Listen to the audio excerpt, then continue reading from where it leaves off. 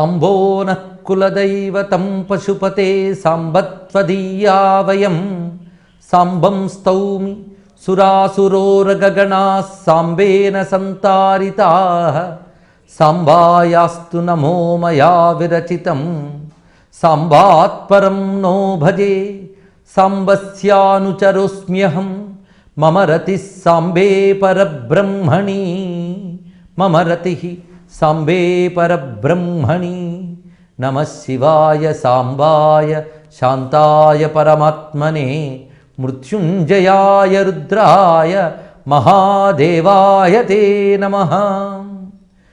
జ్యోతిస్వరూపే దేవేసి జ్ఞానైశ్వర్యప్రదాయిని కమలే కమలాలయే లక్ష్మి ప్రసీద హరివల్లభే కమలే కమలాలయే లక్ష్మి ప్రసీద హరివల్లభే.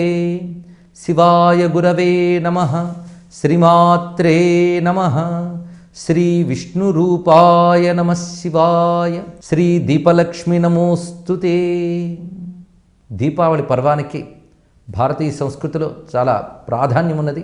అనేక విశేషాలు కలిగినటువంటి పర్వం ఇది. ఒక్క పర్వంలో అనేక మహిమలు, విచిత్రమైనటువంటి దైవిక శక్తులు కలిగిన పర్వం. అందుకే దీనికి ఇంత ప్రత్యేకత భారతదేశం అంతటా కనబడుతున్నది. అయితే ఇది ప్రధానంగా 3 రోజుల పర్వం. కొన్ని చోట్లయితే 5 రోజుల పర్వంగా చెప్తారు.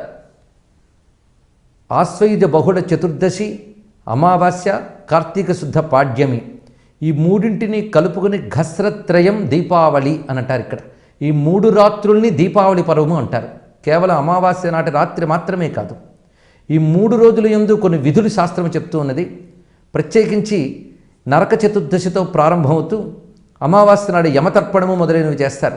ఈ నరక యమ అనే శబ్దాల ద్వారా తెలుస్తున్నది ఏమిటి అంటే, ఈ ఆరాధనల వల్ల దుఃఖము లేకుండా ఉంటుంది. అదేవిధంగా శరీర పతనానంతరం పాపలోకాల యొక్క బాధలు లేకుండా ఉంటుంది అనే ధ్వని కనబడుతూనే ఉన్నది. అయితే నరక చతుర్దశి అనగానే భారతీయులకి కృష్ణ పరమాత్మ నరకాసుర సంహారం చేసి అనుగ్రహించినటువంటి దినముగా, ఆ వేడుకకి సంబంధించి అందరూ దీపోత్సవము, బాణసంచాలు కాల్చారు గనక అప్పటి నుంచి నరక చతుర్దశి వచ్చింది అని లోకంలో వ్యవహారం ఉన్నది. కానీ నరక చతుర్దశి అనే పర్వం కృష్ణునికి పూర్వం కూడా ఉన్నది అని శాస్త్రం ప్రకారం తెలుస్తున్నది. నరక చతుర్దశి అనే మాట కేవలం నరకాసుర సంహారం వల్ల మాత్రమే రాలేదు. అయితే తర్వాత నరకాసుర సంహారం వల్ల ఆ పేరు కూడా కలిసి ఉండవచ్చు. కానీ నరక చతుర్దశి, యమతర్పణము ఇవన్నీ మనం పరిశీలించినట్లయితే నరక బాధ లేకుండా చేసేటువంటి పర్వమే నరక చతుర్దశి. నరకము అంటే శరీర పతనానంతరం పాపఫలితంగా అనుభవించే యాతనల లోకము, ఇది ఒక అర్థం ఉన్నది.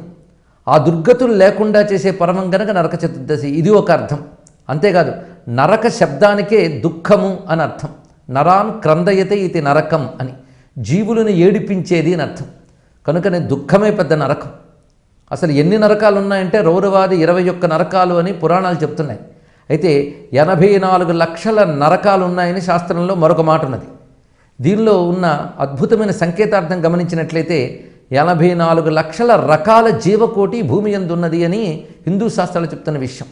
84 లక్షల రకాల శరీరాలు, అందులో క్రిమికీటకాలు, తరులత, గుల్మాదులు, పక్షులు, మృగములు, మానవులు, ఇవన్నీ కూడా 84 లక్షల రకాల జీవకోటికి సంబంధించినవి.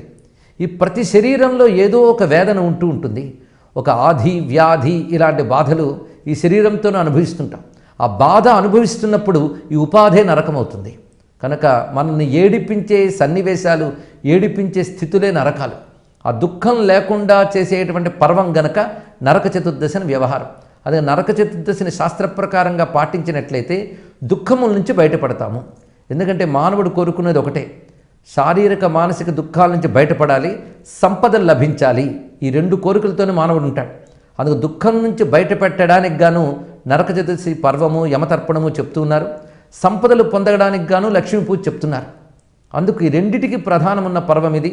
ఒకవైపు నరక చతుర్దశి యమపూజ చేయడం, మరొక వైపు లక్ష్మీ కుబేరులను ఆరాధించడం.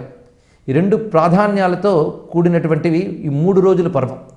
అయితే నరక చతుర్దశి నాడే కాళరాత్రి అని పేరు శాస్త్రమునందు.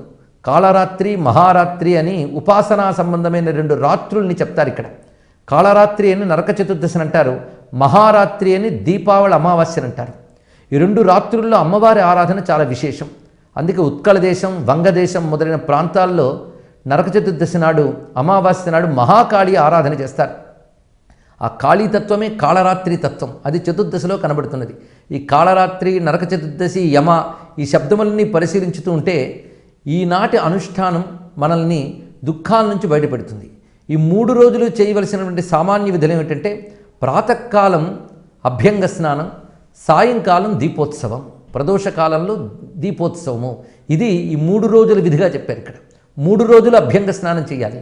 ఈ 3 రోజుల అభ్యంగ స్నానంలో తైలే లక్ష్మీ జలే గంగా అని చెప్పినట్లుగా ముందు నూనె రాసుకుని తర్వాత చేసేటువంటి వేడి నీటి స్నానాన్ని అభ్యంగ స్నానం అంటారు. ఆ నూనె యందు లక్ష్మీదేవి ఉంటుందని, ఆ జలమునందు గంగ ఉంటుందని చెప్తారు. ఈ విధంగా లక్ష్మీ గంగల యొక్క అనుగ్రహం శరీరానికి లభించి శరీరంలో ఉన్నటువంటి దుఃఖకారకమైన పాప సంస్కారాలు తొలగుతాయి గనుకనే అభ్యంగ స్నానం ప్రధానంగా చెప్పారు. అటు తర్వాత స్నాన మధ్యంలో కూడా అపామార్గ భ్రామ్యమాణ అని చెప్పినట్లుగా ఇక్కడ ఆముదపు చెట్టు శాఖ కానీ, ఆనబతీగ కానీ, ఉత్తరేణి కొమ్మలు కానీ వీటిని తన చుట్టూ తిప్పుకుంటూ స్నానం చేయాలి అని ఒక పద్ధతి చెప్పారు. భ్రామయే స్నానమధ్యేతు. ఇలా చేయడం వల్ల అలక్ష్మీ నిస్సరణం అనేది జరుగుతుంది. ఈ పర్వానికి మరొక పేరు ఏమిటంటే లక్ష్మీ ప్రాప్తి, అలక్ష్మీ నిస్సరణము అని చెప్తారు ఇక్కడ. అంటే అలక్ష్మి తొలగుట, లక్ష్మీదేవి లభించుట. అలక్ష్మి అంటే దారిద్ర్యము, భయము, మరణము ఇలాంటి విపరీత శక్తులని అలక్ష్మి అని చెప్తాం. ఐశ్వర్యము, ఆనందము, శుభములు ఇవన్నీ లక్ష్మి అని చెప్తాం. ఈ లక్ష్మి రావాలన్నా, అలక్ష్మి తొలగాలన్నా ఈ రోజున ప్రత్యేకించి లక్ష్మీదేవి ఆరాధన చేస్తారు. అందుకే చతుర్దశి నాడు కాళీ ఆరాధన, అమావాస్య నాడు లక్ష్మీ ఆరాధన. ఈ 2 మహారాత్రులను చెప్పడంలో విశేషం ఏంటంటే ఈ రోజున ఎటువంటి సాధనలు చేసినా కూడా ఫలిస్తాయి. కేవలం వేడుకలు చేసుకునే పండగ మాత్రమే కాదు ఇది, ఆధ్యాత్మిక సాధనలకు కూడా చాలా ముఖ్యమైనటువంటిది. జపం కానీ, ధ్యానం కానీ, అర్చన కానీ ఇవన్నీ అద్భుతమైన ఫలితాన్ని ఇస్తాయి ఈ 2 రాత్రులు సాధన చేసినట్లయితే. మరొక వైపు పితృపర్వంలో భాగంగా కూడా దీన్ని చెప్తారు ఇక్కడ. పితృపర్వములు మహాలయ పక్షాల్లో వస్తాయి. ఆ మహాలయ పక్షాలలో పైలోకాల నుంచి పితరులు వచ్చి తమ వంశీకులు ఇచ్చేటువంటి అన్నోదకాలు స్వీకరిస్తారు. ఆ వచ్చిన పితరులు మళ్ళీ ఈ దీపావళి అమావాస్య వరకు, అనగా ఆశ్వయుజ అమావాస్య వరకు ఈ భూమి యందు ఉంటారని, ఈ అమావాస్యలో తిరిగి వాళ్ళు వెళతారని, ఆ వెళ్ళేటప్పుడు వాళ్ళకి జ్యోతులతో సాగనంపాలి. అందుకే ఈ రోజున ఉల్కాదానము అనేటువంటి క్రియని చెప్తారు. అంటే కొరవులు వెలిగించి పైకి చూపించడమని. ఇది పితరులను ఉద్దేశించేస్తారు. దీన్ని బట్టి వాళ్ళకి జ్యోతిర్మయమైనటువంటి ధామాలు లభించాలి అనే ఉద్దేశంతో. ఎందుకంటే చీకటి, దుఃఖము, నరకము ఇవన్నీ కూడా ఒకే సంకేతాన్ని చెప్తూ ఉంటే కాంతి, వేడిమి, భగవంతుడు, దేవతలు ఇవన్నీ కూడా ఐశ్వర్యాన్ని, ఆనందాన్ని చెప్తాయి. అందుకే దేవతలు కాంతి స్వరూపులు, ఊర్ధ్వలోక ఆనందములు జ్యోతిర్మయములు, అధోలోకములు అంధకారమయములు. అందుకే అంధతామిశ్రము, అంధకమైనటువంటి నరకములు అని చెప్తారు. అంటే చీకటితో కూడుకున్నవి నరకములు, వెలుగుతో కూడుకున్నవి దేవతాలోకములు అని. అందుకే వెలుగు ప్రధానమైన పర్వంగా చేసి ఈ 3 రోజుల పాటు దీపములు వెలిగించడం, కొరవలు చూపించడం వల్ల పితరులు కూడా ఉత్తమమైన దేవతాలోకాలకి చేరతారనే విశ్వాసం కూడా దీని వెనకాల కనబడుతున్నది. అందుకే ఉల్కాహస్త నరాః కుర్యః పితॄణాం మార్గదర్శనం అని శాస్త్రం చెప్తున్నమాట. ఈ 3 రోజులు కూడా తత ప్రదోష సమయే దీపాన్ దధ్యాన్ మనోరమాన్ దేవాలయే మఠే వాపి ప్రాకారోద్యాన వీధిషు గోవాజిహస్తిశాలాయా మేవం ఘస్రత్రయే పిచ తులా సంస్థే సహస్రాంశౌ ప్రదోషే భూతదర్శయోహో అని శాస్త్రం చెప్తున్నమాట. ప్రదోష సమయంలో దీపముల్ని వెలిగించి ఎక్కడెక్కడ పెట్టాలో చెప్తున్నారు. దేవాలయే అంటే భగవంతుని ఆలయాల్లోనూ, మఠే వాపి అదేవిధంగా సాధకులుండే మఠాల్లోనూ, ప్రాకారముల యందు, ఉద్యానవనాలలో, గోశాలలలో, అశ్వశాలలలో, గజశాలలలో, అలాగే గృహ ప్రాంగణాల్లో దీపములు పెట్టి ఆ మహాలక్ష్మిని ఆరాధించడం కనబడుతున్నది. ఈ జ్యోతిర్దానము దుఃఖనాశనము, అదేవిధంగా పితరులకు ఉత్తమమైనటువంటి స్థితిని కల్పిస్తున్నది. అందుకే దీన్ని పితృదీపావళి అనే వ్యవహారం కూడా ఉన్నది. దేవతా లక్షణాల్లో పితృదేవతలు ఉంటారు. ఆ పితృదేవతల ప్రసన్నతకు కూడా ఈ దీపావళి నాటి దీపదానం సహకరిస్తున్నది. మరొక వైపు యమదేవుని సంబంధించి ఆరాధన దీపావళి నాడు ఉదయం స్నానానంతరం చేయాలి. స్నానానంతరం తిలకం ధరించి, నూతన వస్త్రములు ధరించిన తర్వాత నిత్య నైమిత్తికమైన కర్మలు చేసి దక్షిణం వైపు తిరిగి యమ తర్పణం చేయాలి. తర్పణాదులు చేయలేనప్పుడు కనీసం దక్షిణం వైపు తిరిగి నమస్కారమైనా చేయాలి. దీనివల్ల యమబాధలు నరకబాధలు పోతాయని శాస్త్రం చెప్తున్నట్టు. యమునికి సంబంధించి ఇక్కడ ఒక మహిమాన్విత నామాన్ని శాస్త్రం చెప్తున్నాయి. ధర్మరాజాయ నమః, మృత్యవే నమః, అంతకాయ నమః, వైవస్వతాయ నమః, కాలాయ నమః, సర్వభూతక్షయాయ నమః, ఔదుంబరాయ నమః, దధ్యాయ నమః, నీలాయ నమః, పరమేష్ఠినే నమః, వృకోదరాయ నమః, చిత్రాయ నమః, చిత్రగుప్తాయ నమః. ఇవి యమునికి సంబంధించినటువంటి నామాలు. వీటిని ఉచ్చరిస్తూ తర్పణమైన నమస్కారమైన చేసుకోవాలి. దీనివల్ల యమయాతన ఉండదు అని చెప్తున్నారు. ఇక్కడ యముడు అనేది కాలస్వరూపమే. అందుకే దీని పేరు కాళరాత్రి. ఆరాధించేది కూడా యముని. ఈ కాలం అనేది లోకక్షయకృత్ ప్రవృద్ధో కాలోస్మి అని భగవద్గీతలో చెప్తున్నటువంటి మాట. కాలం అన్నిటినీ భక్షించేది. అందుకే కాలధర్మం చెందుట అనే వ్యవహారం కూడా చెప్తూ ఉంటాం. అందుకు కాలాన్ని అనుకూలపరుచుకోవడానికి అనువైన రాత్రి ఈ నరక చతుర్దశి, దీపావళి. ఆ కారణం చేతనే ఈరోజు యమునికి వందనం చేసినట్టయితే కాలం అనుకూలిస్తుంది. యముడికి కాలుడు అని మరొక పేరున్నది. ఆ కాలస్వరూపం అనుకూలించిందా అన్నీ అనుకూలించినట్లే. అందుకు ఈ రోజున ప్రత్యేకించి యమునికి తర్పణంతోనూ నమస్కారంతోనూ ఆరాధిస్తారు. యముడు అంటేనే జగత్తుని నియంత్రించే పరమేశ్వర శక్తి అని అర్థం. సృష్టిలో సర్వజీవుల కర్మలు కూడా ఆ జీవులు మర్చిపోయిన ఆ కర్మల విషయమంతా భద్రపరచబడి ఉంటుంది ప్రకృతి వ్యవస్థలో. అది పరమేశ్వరుడు గమనిస్తాడు. అందుకు తాను చేసిన కర్మని తానే కప్పిపుచ్చుకుందాం అనుకున్నప్పటికీ కూడా కాలం గమనించుకుంటూ ఉంటుంది. ఈ కాలం గమనించడమే కాదు, దాన్ని అంతటిని భద్రపరుస్తుంది. అందుకే మనం చేసే కర్మలకి పెద్ద సాక్షి కాలమే. ఆ కాలమే వీటన్నిటినీ గుర్తు చేసుకుని దానికి తగ్గట్టుగా కర్మఫలాలు ఇస్తుంది. ఎంత చిత్రంగా మన యొక్క కర్మల్ని భద్రపరుస్తుందనేది ఆశ్చర్యమే. అందుకే చిత్రం అంటేనే ఆశ్చర్యం. చిత్రంగా మన యొక్క కర్మల వివరాలని గుప్తపరుస్తుంది కనుకనే కాలశక్తినే చిత్రగుప్త అని కూడా అంటారు. ఈ చిత్రగుప్త యమతత్వముల్ని ఆరాధించడం వల్ల కాలములు అనుకూలిస్తాయి. అది దీని యొక్క మరొక ప్రత్యేకమైన అంశం. అందుకు మొత్తం సంవత్సర కాలంలో యమునికి సైతము ప్రాధాన్యం ఉన్నటువంటి పర్వం ఇది. దీనివల్ల వేదనలు యాతనలు లేకుండా ఉంటాయి. అది ఇహజీవితంలోనూ పరానికి కూడా సంబంధించినటువంటి ఆనందప్రదాయకమైన అంశం. అందుకే నరకాంతక కాలం ఇది. దీనికి సంకేతంగానే నరకాసురుణ్ణి కృష్ణుడు సంహరించడం కూడా కనబడుతున్నది. కృష్ణ పరమాత్మ సాక్షాత్ నారాయణుడు. నారాయణను ఆశ్రయిస్తే నరకం ఉండదు. అందుకు నరకాసురుని సంహరించడము అంటే దుఃఖాన్ని పోగొట్టడమే. ఆ దుఃఖాన్ని పోగొట్టడానికి సంకేతంగా ఆనందాన్ని ప్రకటించారు. ఆనంద ప్రకటనమే దీపాల రూపంతోనూ బాణసంచాల రూపంతోనూ జరుగుతున్నది. ప్రపంచంలో ఎక్కడైనా ఆనందాన్ని, ఉత్సాహాన్ని, ఉత్సవాన్ని దీపాల రూపంలో, బాణసంచాల రూపంలో ప్రకటిస్తారు. అది యుగాల నాడు భారతదేశంలో ఆ పద్ధతి ఉండేది. అలాగే దీపములు లక్ష్మీదేవిని ఆహ్వానిస్తూ ఉంటాయి. అందుకే ఇది లక్ష్మీ ప్రాప్తి, లక్ష్మీ ఆహ్వానమైనటువంటి పర్వం. ఈ ప్రదోష కాలంలో దీపాలు వెలిగించే ముందు దీపమునందు లక్ష్మీదేవిని ఆవహింపజేయాలి. తర్వాత ధనమునందు లక్ష్మీదేవిని ఆవహింపజేయాలి. ఇలాగ దీపలక్ష్మి, ధనలక్ష్మి పూజ చేయాలి. పైగా లక్ష్మీ పూజ చేసేటప్పుడు కుబేరుని కూడా స్మరించాలి. ఆ కుబేర లక్ష్మి ఉభయుల్ని ఆరాధించాలి.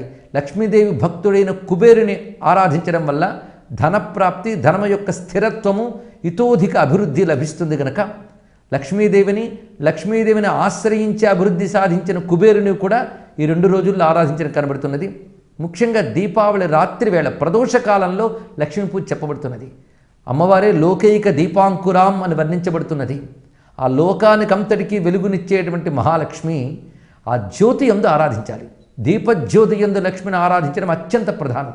దీన్ని బట్టి ఈ 3 రోజుల్లో ఎవరైతే దీపాలు వెలిగిస్తారో వాళ్ళ ఇంట ఎప్పుడూ దీపం వెలుగుతుంది అని, అంటే వాళ్ళ ఇంట ఎప్పుడూ ఆనందం ఉంటుంది, ఐశ్వర్యం ఉంటుంది అని చెప్తారు. ఈ 3 రోజులకి బలిరాజ్యమును మరొక పేరున్నది. అంటే బలిచక్రవర్తిని పరమాత్మ నిగ్రహించాడు. ఆ నిగ్రహానికి కూడా కారణం ఉంది. బలిచక్రవర్తి మహాభక్తుడు. కానీ విశ్వనియమానికి విరుద్ధంగా త్రిలోకాలు అక్కడ ఇంద్రుడు పాలించవలసి ఉంటే తన యొక్క బలంతో, యాగము ద్వారా వచ్చిన శక్తితో ఇంద్రుని జయించి ముల్లోకాలను ఆక్రమించాడు బలిచక్రవర్తి. కానీ విశ్వనియమాలు ఏర్పరిచిన వాడు విష్ణువు. ఆ మన్వంతరం అంతా కూడాను ఇంద్రుడు ఒక నియమింపబడ్డాడు. అది విష్ణువు ఏర్పరిచిన నియమం. దానికి విరుద్ధంగా బలిచక్రవర్తి రాగానే విశ్వనియమాన్ని నిలబెట్టడం కోసం నారాయణుడు వామనుడై వచ్చి త్రివిక్రముడుగా తన యొక్క విశ్వరూపాన్ని ప్రదర్శించి తర్వాత బలిచక్రవర్తిని అణచివేసి ఇంద్రుని రాజ్యములు ఇంద్రునికి అప్పగించాడు. అప్పుడు బలిచక్రవర్తితో చెప్తాడు, నువ్వు సామాన్యుడు కావు, మహానుభావుడివి. బలిచక్రవర్తి కేవల రాక్షసుడు కాడు అని ప్రహ్లాదుని యొక్క మనుమడు. భక్తిలో ప్రహ్లాదునికి ఏమీ తీసిపోడు. అంత మహాభక్తుడు గనుకనే బలిచక్రవర్తిని తనదైన రసాతల లోకంలో ఉండమని చెప్పి నారాయణుడు ఆయనకి రక్షకుడుగా ఉన్నాడు. ఆయనకు ప్రతి ఏడాది ఈ దీపావళి నాడు దానికి ముందు వెనుక రోజుల్లో బలిరాజ్యమని చెప్పి ఆయన్ను ఆరాధించాలని నియమాన్ని ఏర్పరిచాడు. ఆ సమయంలో బలిచక్రవర్తి భూమి యందు సంచరిస్తాడట. అప్పుడు బలిని ఉద్దేశించి ఎవరైనా తమ యొక్క భక్తిని ప్రకటించినట్లయితే విష్ణువు ప్రీతి చెందుతాడు అని చెప్పారు. ఎందుకంటే భాగవతుల్ని పూజిస్తే భగవంతుడు సంతోషిస్తాడు. బలిచక్రవర్తి భాగవతోత్తముడు. ఎందువలన అంటే మాయని జయించిన వాడు బలిచక్రవర్తి. సృష్టిలో ఎవరైనా సరే తనది అనుకున్న సంపదని వదులుకోలేదు. కానీ వచ్చినవాడు విష్ణువు తనదైన ముల్లోకాలు తీసుకుంటాడు అని గురువు హెచ్చరించినప్పటికీ తీసుకునేవాడు విష్ణువైతే ఇవ్వడానికి నేను సిద్ధమన్నాడు బలిచక్రవర్తి. ఆ త్యాగగుణం చేత బలిచక్రవర్తి గొప్పవాడయ్యాడు. బలి అంటేనే అర్పణము, పూజ. బలి వద్ద మనం గ్రహించవలసిందే అర్పణ బుద్ధి, త్యాగ బుద్ధి. ఆ త్యాగానికి గౌరవం ఇచ్చాడు నారాయణుడు. అందుకే త్యాగమే భాగవతుల లక్షణం గనక మహాభాగవతోత్తముడైన బలిచక్రవర్తిని ఈ 3 రోజులు ఆరాధించడమన్నది. ముఖ్యంగా దీపావళి అమావాస్య అయిపోయాక కార్తీక శుద్ధ పాడ్యము నాడు బలిని ప్రత్యేకించి ఆరాధన చేస్తారు ఇక్కడ. అప్పుడు బలిరాజ్యం సమాసాధ్య ఏర్న దీపావళి కృత తేషాం గృహే కథం దీపా ప్రజ్వలిష్యంతి కేశవ అని శాస్త్రం చెప్తుంది ఇక్కడ. ఈ బలిరాజ్య కాలంలో ఎవరు దీపావళి చేయరో వారింట్లో దీపాలు ఎలా వెలుగుతాయి అన్నారు ఇక్కడ. అంటే ఈ 3 రోజులు కూడా దీపావళిలో ఒక విధంగా బలిచక్రవర్తి ఆరాధన కూడా దాగి ఉన్నది. మరొక ప్రత్యేకత చెప్తున్నారు, దీపావళి నాడు ఎలా ఉంటారో సంవత్సరం అంతా అలా ఉంటారట. అందుకే దీపావళి నాడు ఉత్సాహంగా ఆనందంగా ఉండాలి అని శాస్త్రంలో చెప్తున్న అంశం. యో యాదృశేన భావేన తిష్టత్యస్యాం మునీశ్వర హర్షదైన్యాది భావేన తస్య వర్షం ప్రయాతి అని శాస్త్రంలో చెప్పబడుతున్న మాట. ఈరోజు ఏ భావంతో ఉంటారో సంవత్సరమంతా అదే భావంతో ఉంటారు అని కాలము యొక్క సూక్ష్మ ప్రభావం తెలిసిన మహర్షులు చెప్పిన మాట. హర్ష దైన్యాది భావేన అన్నారు ఇక్కడ. ఈరోజు హర్షభావంతో అంటే ఆనందభావంతో ఉంటే సంవత్సరం అంతా అలాగే ఉంటారట. అలాగే దైన్యభావంతో ఉంటే ఆ దిగులుతోనే ఉంటారని చెప్పారు. అందుకే ఈ రోజున వేడుకలు చేసుకుంటూ ఉత్సాహంగా ఉండాలి. ఇది ఆనందంగా ఉండవలసిన రోజు. దుఃఖం లేని స్థితినే ఆనందం అంటారు కనుక ఇక్కడ నరకాది బాధలు కూడా లేని ఆనందాన్ని ఇక్కడ చూపిస్తున్నారు. అందుకే దీపావళి ఆనంద పర్వం అని వ్యాఖ్యానించుకోవచ్చు. ఈరోజు ఆనందంగా ఉండడానికి ప్రయత్నించాలి. అయితే ఆనందం అంటే ధార్మికమైన ఆనందాలే ఇక్కడ తెలుసుకోవాల్సింది. ధర్మసమ్మతమైన వేడుకలతో ఉత్సాహంగా ఉండాలి. అందుకు బంధుమిత్రులతో కలిసి ఉండడం, పిండి వంటలు ఆరగించడం, వీటితో పాటు దేవపూజ, పితృపూజ ఇవన్నీ కూడా కలిసి ఉన్న మహాపర్వం ఇది. అయితే దీనికి దీపావళి అనే పేరును కూడా శాస్త్రం ఎంత చక్కగా చెప్పిందంటే దీపైర్ నీరాజనాదత్ర సైషా దీపావళి మత అన్నారు ఇక్కడ. దీపములతో నీరాజనములు ఇస్తారు కనుక దీనికి దీపావళి అని పేరు. అందుకే దీపములు వరుసగా పెట్టి దేవతను ఆరాధించడం అనేది ఇందులో ప్రధానంగా కనబడుతున్న అంశం. పైగా ఈరోజు ప్రాతకాలంలో వినోదాలతో గడపాలని, అంటే నిత్య నైమిత్తికాది కర్మలైన తర్వాత వినోదాలతో గడపాలని, సాయంకాలం లక్ష్మీ పూజతో అనుష్ఠానంతో గడపాలని చెప్తున్నారు. ఆ వినోదాల్లో అస్యాన్ ద్యూతం ప్రకర్తవ్యం ప్రభాతే సర్వమానవై అన్నారు ఇక్కడ.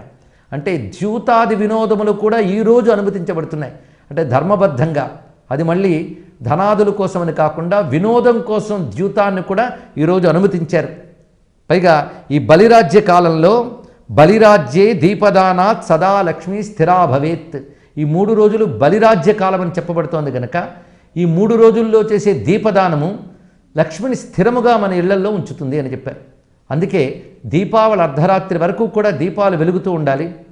అర్ధరాత్రి బాణాసంచా హడావుడులు అన్నీ అయిపోయిన తర్వాత అర్ధరాత్రి తర్వాత ఇంటి గృహిణులు ఇంటిని గృహ ప్రాంగణాన్ని తొడవాలిట. అప్పుడు తుడిస్తే అలక్ష్మి తొడవబడుతుంది అని అలక్ష్మి నిస్సరణము అంటారు ఈ క్రియని. అది చెయ్యాలని శాస్త్రం చెప్తున్న మరొక విధి. అంతేకాదు లక్ష్మీ పూజ, కుబేర పూజతో పాటు ముఖ్య విధిగా చెప్పారు గోపూజ. ఈ గోపూజ 3 రోజుల్లోనూ చేయాలి. దీపావళి నాడు ప్రత్యేకించి చేయాలని చెప్పారు ఇక్కడ. ఆ చేసేటప్పుడు గోవుల్ని ఎలా ఆరాధించాలో మంత్రం కూడా చెప్పారు. లక్ష్మీర్యా లోకపాలానాం ధేనురూపేణ సంస్థిత ఘృతం వహతి యజ్ఞార్థే మమ పాపం వ్యపోహతు. ధేనువునే లక్ష్మి అంటారు. అందుకే గోమాత గుహజన్మ భూమన్ లలితా సహస్రనామంలో కూడా అంటున్నాం.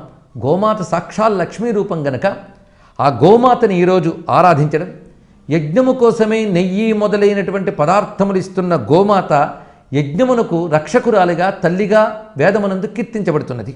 ఆ సమయంలో గోవుకి సంబంధించిన ఒకానొక మంత్రాన్ని చెప్తున్నది మహాభారతం.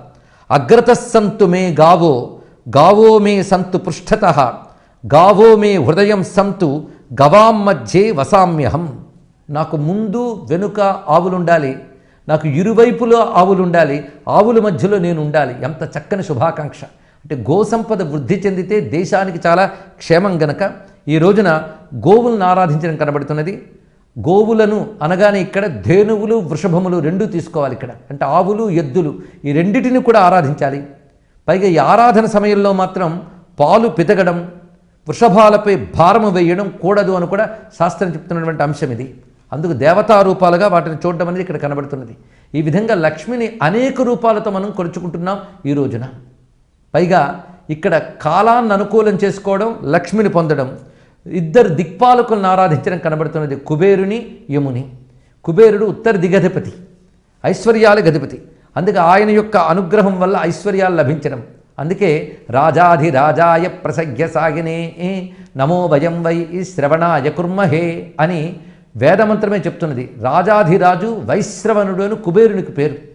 ఆ కుబేరుని యొక్క అనుగ్రహం పొందే విధంగా కుబేర లక్ష్మీ పూజ కూడా ఇక్కడ చెప్తూ ఉన్నారు. ముఖ్యంగా ఈరోజు విందులు వినోదాలతో కాలక్షేపం చేసేవాళ్ళు ఒకవైపు ఉంటూ ఉంటే, పవిత్రంగా అనుష్ఠానం చేసేవాళ్ళు చతుర్దశి నాడు నక్తభోజనం చేయాలని చెప్పారు ఇక్కడ. అంటే చతుర్దశి తిథి నాడు సాయంత్రం వరకు ఉపవసించి సాయంకాలం దేవతారాధన చేసి నక్తభోజనం చేయాలని, తర్వాత అమావాస్య నాడు కూడా ఈ విధమైన ఆరాధన చెప్పారు. ఇది కేవలం ఐచ్ఛికం, అంటే దాన్ని పాటించాలనుకునే వాళ్ళకి మాత్రమే తప్ప ఇదే విధి అని మాత్రం లేదు. అందుకు ఉపవాసాదులన్నీ వారి వారి నియమాలను అనుసరించి ఉంటాయి. ముఖ్యంగా ఈరోజు ఒక ధార్మికమైన వినోదాలతో పితృదేవతల తారణ కోసం ఆరాధించడం కనబడుతున్నది. అందుకే దీనికి ప్రేత చతుర్దశి అని కూడా పేరు కనబడుతున్నది. ఈ విధంగా పెద్దల ఉత్తమగతుల కోసం, మనకు లోకంలో అన్ని విధాల ఆనందం లభించడం కోసం, దేవతల అనుగ్రహం కోసం నియమింపబడ్డటువంటి ఈ 3 రోజుల్లో పితృతర్పణం కూడా అత్యంత ముఖ్యంగా చెప్పబడుతున్నది. ఈరోజు అమావాస్య నాడు పితృతర్పణ చేసినటువంటి వారికి ఆ పితృదేవతల సద్గతులు పొంది వారి యొక్క అనుగ్రహం చేత వీరికి వంశాభివృద్ధి జరుగుతుంది. ఇలాగా అటు దేవతలకు ఇటు పితృదేవతలకు కూడా ప్రసన్నత కలిగించి వారి యొక్క అనుగ్రహం లభింపజేస్తూ, దేవతలకు కూడా దేవి అయిన మహాలక్ష్మీదేవి యొక్క ప్రసన్నత కటాక్షము జీవులకు లభింపజేసే విధంగా ఏర్పరిచినటువంటి ఋషుల యొక్క అపూర్వ విజ్ఞాన దృష్టికి నమస్కరిస్తూ సర్వం శ్రీ దీపలక్ష్మీ చరణారవిందార్పణమస్తు.